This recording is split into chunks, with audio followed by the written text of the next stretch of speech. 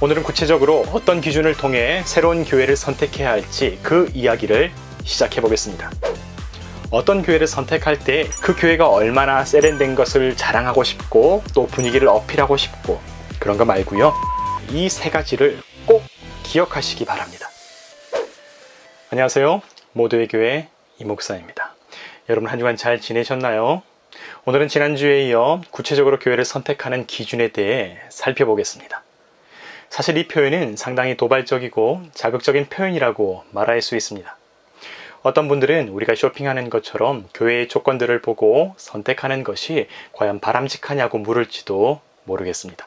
그렇습니다. 한때 교회 쇼핑이라는 용어가 등장했을 만큼 교회마저 상품을 선택하는 소비 문화의 대상이 되는 것을 우리는 경계해왔지요. 그 내면에는 교회를 개인적인 종교적 기호와 만족을 채우는 소비재로 여기는 것에 대해 반감을 가져왔습니다. 그러나 그러한 관점이 유효하다고 할지라도 교회란 단순한 예배 장소 이상의 의미를 갖고 있습니다. 건강한 교회가 확장되어 세상의 빛과 소금이 되는 건강한 신앙인들이 자라는 것과 그렇지 않은 교회가 확장되었을 때에 어떤 여파가 구성원들과 사회에 미치는지를 우리는 심각하게 목격했기 때문입니다.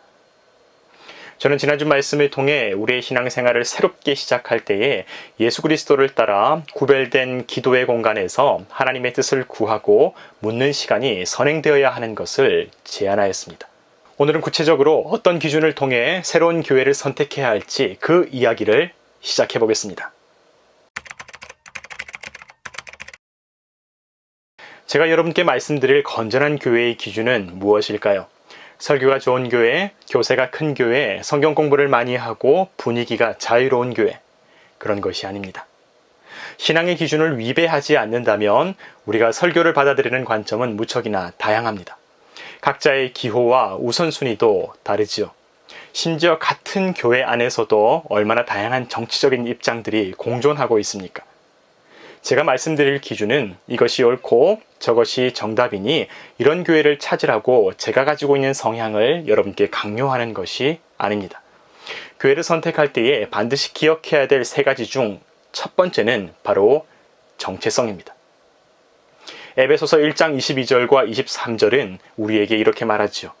예수 그리스도께서 교회의 머리가 되시고 교회는 그의 몸이라고 말씀합니다. 따라서 교회는 머리 대신 예수 그리스도의 삶과 그분의 정신을 잃지 않는 공동체가 되어야 합니다. 이것이 건전한 교회의 첫 번째 기준인 정체성입니다. 여러분 교회를 선택하실 때 그 교회가 무엇을 사랑하고 어디에 관심을 두고 있는지를 보시기 바랍니다. 설교를 들을 때에 얼마나 말주변이 좋고 재미있는가 이런 것보다 이 설교자의 관심이 지금 어디에 있는가를 보는 것이 중요합니다. 성도의 형편에 대해서 성경적으로 어떻게 접근하고 있는가? 소외된 이웃에 대해 교회로서 어떻게 다가가고 있는가? 항상 우리에게만 관심을 두고 있는가? 그렇지 않다면 나에게 도움이 되지 않고 불편하여도 이웃과 약자에 대한 긍휼의 마음을 가지고 있는가? 주보라든지 현수막이라든지 활동 영상이라든지 그 교회가 얼마나 세련된 것을 자랑하고 싶고 또 분위기를 어필하고 싶고 그런 거 말고요. 그 교회에 흐르고 있는 정서와 관심, 중요하게 여기는 목표를 향해 어떤 과정과 방식으로 일들을 진행하는지를 살펴보시기 바랍니다. 어떤 교회는 늘 성공을 얘기하는 교회가 있습니다. 어떤 교회는 윗사람과 권위에 복종하라고 지나치게 반복하고요. 어떤 경우는 무조건적인 긍정과 희망을 강조하거나 예수님의 삶과 그분의 가르침보다 사회생활과 처세술을 가르치는 데 집중합니다. 한두 번의 설교나 예배가 아니라 조금 정성을 들이게 되면 그 교회가 어디에 관심을 두고 있는지 파악할 수 있습니다. 이것은 새롭게 교회를 선택하는 분들만이 아니라 모든 신앙인들이 곱씹어 보아야 할 대목입니다. 왜냐하면 늘 성공에 목말라 있는 교회는 경쟁의 가장자리에서 지쳐있는 이들의 마음에 관심을 두기 어렵기 때문입니다. 성공에 대한 열망이 동기부여가 되기도 하지만 경쟁 사회에서 지쳐가는 성도들을 외면하거나 그들에게 더 큰 패배감과 상실감을 더해주기도 하지요. 그것은 예수 그리스도의 삶과 그분의 관심과는 거리가 먼 일이라고 할 수 있습니다. 그러므로 이 교회가 하나님의 말씀 가운데 올바르게 살아가려고 몸부림치고 있는지, 지금 이 시대에 교회가 존재해야 되는 목적과 가치를 찾기 위해 애쓰고 있는지, 교회 본연의 정체성을 잃지 않고자 노력하는 교회인지를 우리는 살펴보아야 합니다. 긍정의 가치, 희망의 가치, 권위에 대한 복종 다 귀한 것이지만 교회가 본연의 목적을 잃고 부수적인 가치들에 사로잡혀 있다면 그 교회의 생명력을 잃어버리고 그저 같은 신앙을 갖고 있는 사람들이 모여있는 종교 사교 모임이나 종교 영업체로 전락할 위험성을 갖고 있습니다. 따라서 우리는 교회를 바라볼 때에 그 교회가 하나님의 말씀에 관심을 두고 그 뜻을 따라 살아가기를 노력하는 교회인지, 예수님의 모습과 성경의 정신을 잃지 않으려는 교회인지를 반드시 살펴야 합니다. 완벽하지 않아도 그런 노력과 의지를 갖고 있는 신앙 공동체를 만나게 된다면 그것은 정말로 복되고 아름다운 일입니다. 건전한 교회의 두 번째 기준은 포용성입니다. 교회의 정체성은 무척이나 중요하지만 때때로 정체성만을 생각한다면 우리는 과속하거나 과열되게 됩니다. 이것이 교회가 해야 될 옳은 행동이고 옳은 방식이야. 이렇게 하지 않으면 잘못되었고 여기에 동의하지 않고 따라오지 않는 구성원들은 틀린 것이야. 만약 교회가 이렇게 얘기한다면 그 교회는 어떤 교회일까요? 틀리지 않았으니 소신이 있고 훌륭한 교회인가요? 그들은 이렇게 말할지도 모르겠습니다. 우리는 틀리지 않았어. 우리는 성경을 있는 그대로 읽고 그대로 실천하는데, 우리는 성령께서 주신 은사를 사적인 이익을 위해 사용하지 않았고 교회와 하나님 나라를 위해 사용했단 말이야. 여러분, 그렇다면 사도 바울은 어떻게 생각했을까요? 고린도전서 14장을 살펴보도록 하겠습니다. 바울은 고린도 교회에서 방언을 말하고 예언을 말하는 구성원들을 확인했습니다. 바울은 성령의 은사들을 교회를 위해 사용하는 것을 금하지 않았지요. 신앙생활과 교회를 위해 받은 은사를 사용하는 것은 바람직한 일입니다. 그러나 그것조차도 중요한 기준이 있었습니다. 그것은 고린도전서 14장에 7차례나 반복적으로 언급되었던 교회의 덕이라고 하는 기준입니다. 바울은 하나님의 은사와 귀한 일조차도 교회의 덕을 세우는 기준 아래에서 사용되어야 할 것을 선언했습니다. 12절 말씀, 여러분도 영적인 선물을 사모하는 사람들이므로 교회의 덕을 세우기 위해 최선을 다하십시오. 26절 말씀, 여러분이 함께 모여 예배할 때에 찬송하든지 가르치든지 계시를 말하든지 방언을 하든지 통역하든지 이 모든 것을 교회의 덕을 세우기 위해 하십시오. 28절, 통역하는 사람이 없으면 교회에서는 조용히 하고 자기 자신과 하나님께만 말하십시오. 심지어 이런 과격한 표현까지 있었습니다. 23절, 만일 온 교회가 모여서 모두 방언을 하고 있을 때 그것을 모르는 사람들이나 불신자들이 들어와서 여러분을 보면 미쳤다고 하지 않겠습니까? 바울의 말입니다.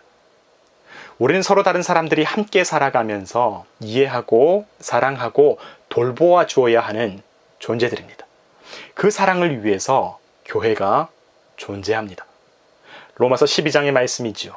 우리가 마땅히 생각할 그 이상의 생각을 품지 말고 오직 하나님께서 각 사람에게 나누어 주신 믿음의 분량대로 지혜롭게 생각하라고 합니다. 한 몸에 많은 지체를 가졌으나 모든 지체가 같은 기능을 가진 것이 아니며 다양한 사람들이 그리스도 안에서 한 몸을 이룬다고 말씀하여 주시지요. 하나님께서 지으신 모든 마음과 은사가 귀한 것입니다. 감사함으로 받으면 버릴 것이 없습니다. 그러나 그것이 나 자신을 자랑하는 용도로 사용되거나 다른 사람의 마음을 괴롭게 만든다면 우리는 그런 부분들을 현명하고 지혜롭게 절제하며 행동해야 될 필요가 있다는 것입니다. 그때의 교회가 그리스도 안에서 연약한 자와 서로 다른 사람들이 함께 자신의 분량을 나누며 협력하여 선을 이루는 신앙의 공동체가 될 수 있습니다. 그러므로 교회를 선택할 때 그 교회가 올바르고 건전한 신앙의 가치를 지향하는 교회인지 확인해야 하며 동시에 그 속도와 규모를 따라가지 못하거나 생각의 차이가 있는 이들을 얼마나 배려하고 포용하는 교회인지를 확인하시기 바랍니다. 그런 교회가 정말로 작은 일에 충성하고 한 영혼을 귀하게 여기는 하나님께서 기뻐하시는 온전한 교회라고 말할 수 있습니다. 마지막 세 번째 기준은 아주 간단하지만 가장 중요합니다. 바로 진정성입니다. 거의 대부분의 교회는 정체성과 포용성의 기준으로 살펴보면 그 교회가 어떤 교회인지 확인할 수 있습니다. 설교, 성경 공부, 만남, 분위기, 이웃에 대한 관심, 사회적 이슈에 대한 반응과 자세, 소외된 이들을 향한 태도까지. 올바른 정체성과 포용성을 가진 교회에서는 특별한 일들을 하지 않아도 자연스럽게 신앙생활 가운데 위로를 경험하고 회복과 또 온전한 방향성들을 우리가 배우게 됩니다. 문제는 이 정체성과 포용성까지도 흉내낼 수 있다는 것입니다. 시편 140편 2절과 3절은 이렇게 말하죠. 그들이 마음속으로 악을 꾀하고 싸우기 위하여 매일 모이오며 뱀같이 그 혀를 날카롭게 하니 그 입술 아래에는 독사의 독이 있나이다. 보이지 않는 마음속에는 겉과 다른 악이 있을 수 있습니다. 뱀같이 요사스러운 혀로 우리를 설득할 수도 있지요. 하지만 그 입술 아래에는 치명적인 독이 있습니다. 정체성, 얼마든지 포장할 수 있습니다. 설교, 남의 설교 베껴서 그럴듯하게 할 수도 있습니다. 근사한 문구로 현수막도 걸 수 있습니다. 모든 것을 책임져 줄 것처럼 관심도 보여줄 수 있죠. 그래서 우리는 진정성을 확인하기 위한 노력이 필요합니다. 지나치게 성급하게 결정하지 말고요. 차분하게 시간을 들여서 충분히 기도하고 고민하시기를 바랍니다. 내가 보지 못했던 부분들을 물어보기도 하고 질문도 하여서 대답만이 아니라 어떤 태도와 자세로 사람을 대하는지, 다른 사람들의 의견도 구하여서 입체적이고 종합적으로 판단할 수 있기를 권면합니다. 완벽하지 않아도 꾸준하고 성실하게 교회의 정체성을 지키기 위해 노력하는가. 한계는 있지만 그래도 연약한 이들과 생각이 다른 사람들을 품으려고 노력하는가. 자, 이제 정리하겠습니다. 어떤 교회를 선택할 때에 이 세 가지를 꼭 기억하시기 바랍니다. 정체성, 포용성, 진정성. 여러분, 이 기준이 교회를 판단하고 평가하는 악한 도구가 되지 않기를 간절히 부탁드립니다. 우리가 겸손한 마음으로 우리 스스로도 결코 완전하지 않다는 것을 인정하면서 나 자신이 먼저 하나님의 영이 거하시는 하나님의 성전된 교회, 주님이 머리 되시는 한 사람 한 사람, 그렇게 움직이는 교회 되기를 기도했으면 좋겠습니다. 여러분, 오늘도 감사합니다.